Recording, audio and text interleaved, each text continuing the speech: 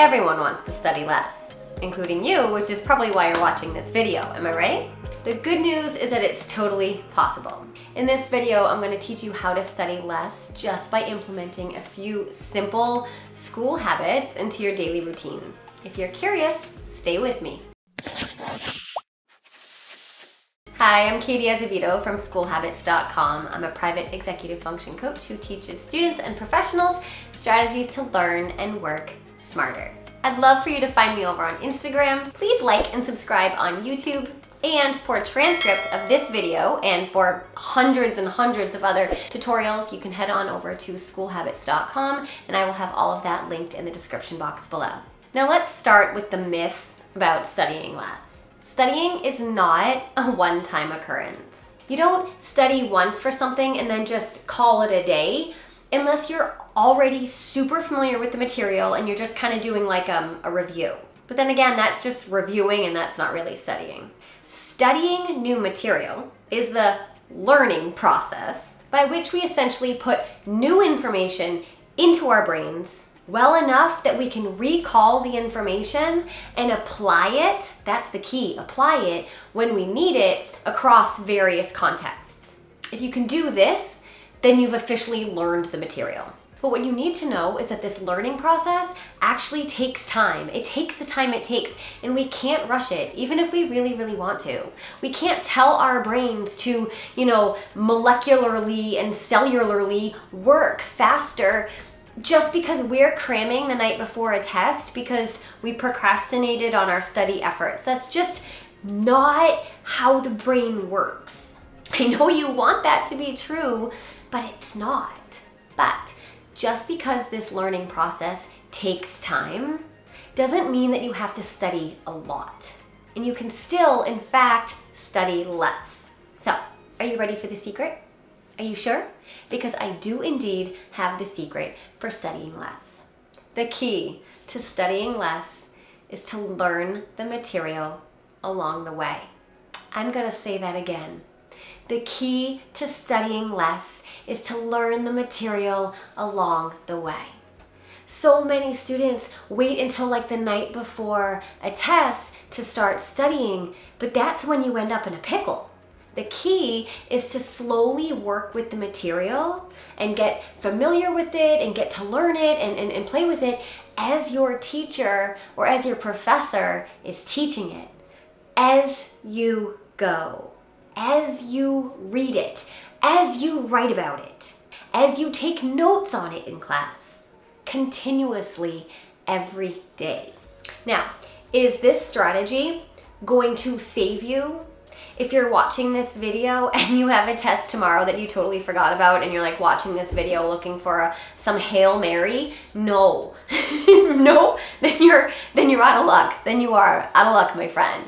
But watching this video and learning this strategy and implementing it as soon as you possibly can will absolutely have you studying less for your next test, just not the one that's tomorrow morning. Okay, so I have 3 strategies that can actually help you get to learn the material along the way. That is the secret to studying less, right? Learning the material along the way. And I have 3 strategies that can help you do that so that you don't have a night before the test anxiety-filled epic study session that's going to exhaust you and, let's be honest, just not work anyways. Okay, are you ready? Strategy number 1 is to make a cheat sheet. Cheat sheets, the way that I'm talking about, has nothing to do with cheating because that's really dumb and you would never do that. Now, of course, I already have a video tutorial with like exact details about how to make a cheat sheet. And yes, I will link that in the description box below because I don't have time in this video to go through the full process of making a cheat sheet. But I want you to know that the purpose of making a cheat sheet is so that you can learn the material along the way so that you study less at the end. But of course, I will give you some tips for how to create a cheat sheet here in this video, but that does not replace the content that's in the other video, okay? So first, a cheat sheet is a single-page reference sheet that you make yourself, and you make it throughout the course of a unit. It can be the front and back of a piece of paper. Number 2, as you learn new content during a unit, you would add important information to your cheat sheet. You would do this by hand if possible. So the information that you might add to a cheat sheet are formulas, steps to processes. If it's something like a foreign language, it might be, the conjugated endings. It might be vocabulary words that you keep coming back to for the unit, important people, anything that's relevant to the unit. Number 3, you're going to want to reference your cheat sheet whenever you're doing your assignments as needed. You can store it in the inside cover of your notebook or your binder to make it easy to access. But this is something that you pull out and use every time that you are going to be doing assignments or homework or tasks that require this type of information. You will have one place to go to get it.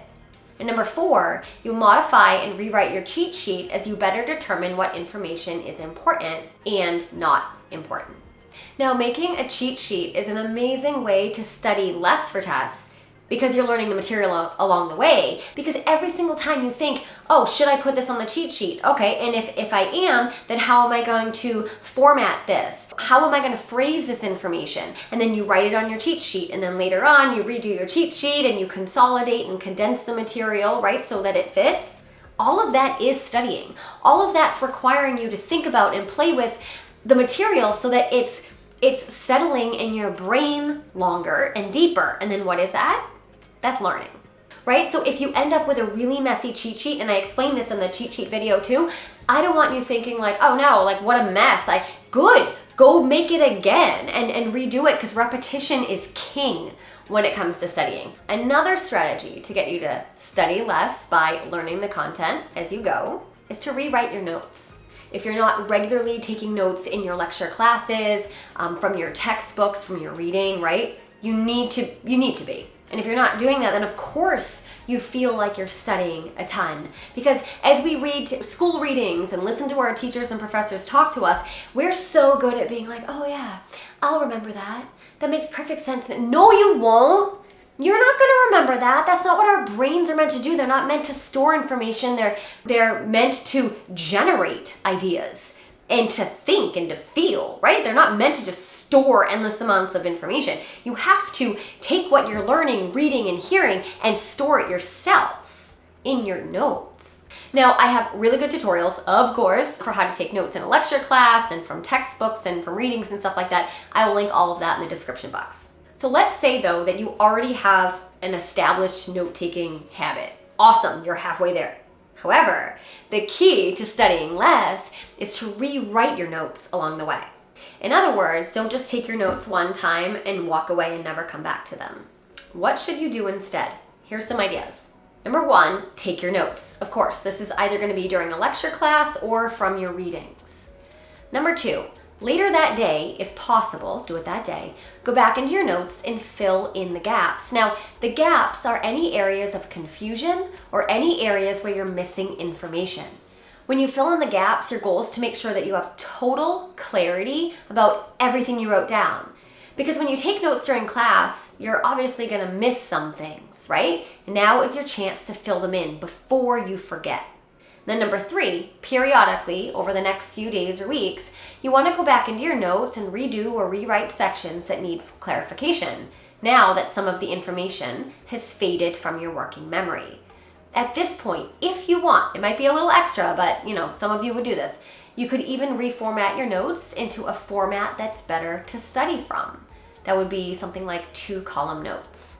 Now, the final strategy to get you to study less by learning the information along the way is to do, some of you might not like this one, I'm so sorry, I'm not sorry, okay, is to do your assignments to actually learn the material and not just to get the grade.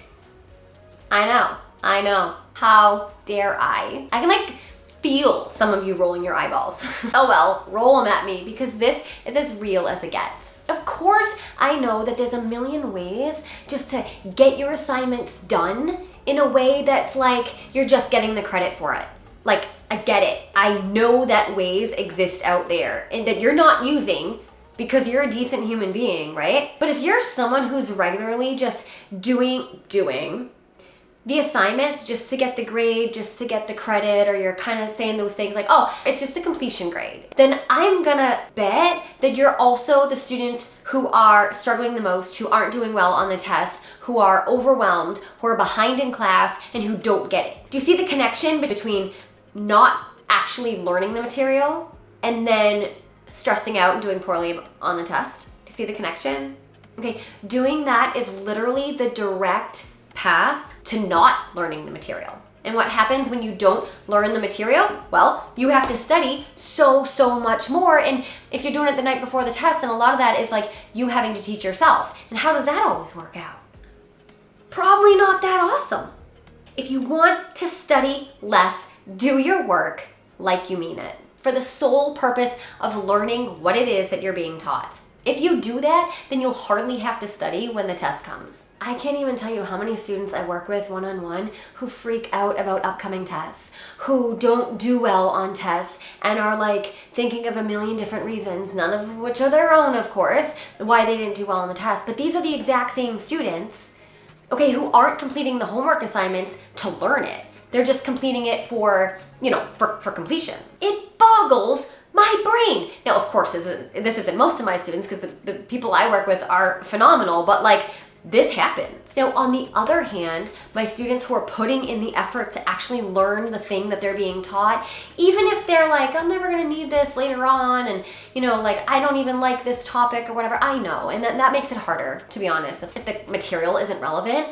But the students who are showing up and doing the work are the ones who are so much better prepared for the test, who are less stressed, because they don't have to like cram the night before, right? It is simple cause and effect, my friends. All right, quick review. The key to studying less is to learn the material along the way. How do you do that? 3 different methods. Use 1 if you're cool. If you're freaking amazing, you use 3. All 3, okay? Number 1, make a cheat sheet.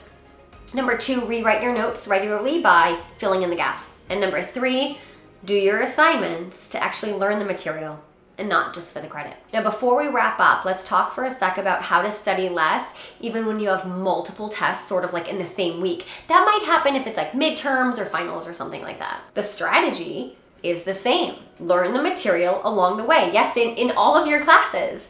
In all of your classes, make a cheat sheet. In all of your classes, be rewriting your notes, right? In all of your classes, do the work to actually learn the material. And then also when you are studying, because I'm not saying that these 3 strategies are gonna make it so that you never have to study. No, it's so that you study less, right? But when you are studying, you wanna make sure that you space out your study sessions so that there's multiple short study sessions over multiple days. That's something called spaced repetition. Having short, frequent study sessions. So the ideal amount of time, it depends on you, it depends on what you're studying, right, and your schedule and all that.